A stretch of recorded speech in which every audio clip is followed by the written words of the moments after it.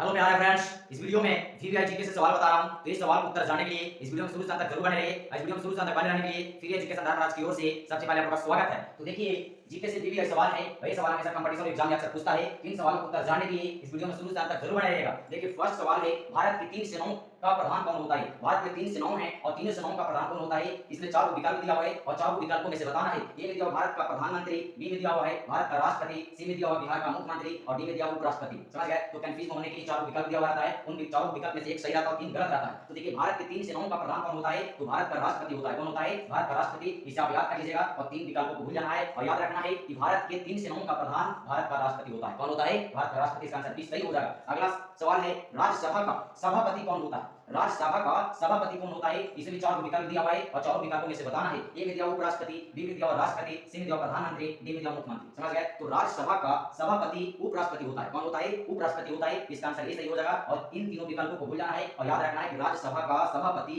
उपराष्ट्रपति होता है। कौन होता है? उपराष्ट्रपति। इसका आंसर ए सही हो जाएगा। अगला सवाल है, राज्यसभा में सदस्यों की संख्या कितनी होती है? राज्यसभा में जो सदस्य होते हैं, सदस्य की संख्या कितनी होती है? इसमें भी 4 विकल्प दिया हुआ है और 4 विकल्पों में से बताना है। ए में दिया हुआ 240, बी में दिया हुआ 250, सी में दिया हुआ 270 और डी में दिया हुआ 280। तो देखिए, राज्यसभा में जो सदस्य की संख्या होती है 250 होती है। कितनी होती है? 250 होती है। और जिन बच्चों को याद नहीं रहेगा वो बच्चों कंफ्यूजन रहेंगे और गलत रिकॉर्ड कर देंगे। इसलिए याद रखना है कि राज्यसभा में सदस्य की संख्या 250 होती है। कितनी होती है? 250। अगला सवाल है, राष्ट्रीय एकता दिवस कब मनाया जाता है? बिल्कुल इंपॉर्टेंट है। राष्ट्रीय एकता दिवस कब मनाया जाता है? इसमें 4 विकल्प दिया हुआ है और विकल्पों में से बताना है। ए में दिया हुआ 2 अक्टूबर, बी में दिया हुआ 3 अक्टूबर, सी में दिया हुआ 4 अक्टूबर और डी में दिया हुआ 5 अक्टूबर। तो जिन बच्चों को याद नहीं रहेगा वो गलत रिकॉर्ड कर देंगे।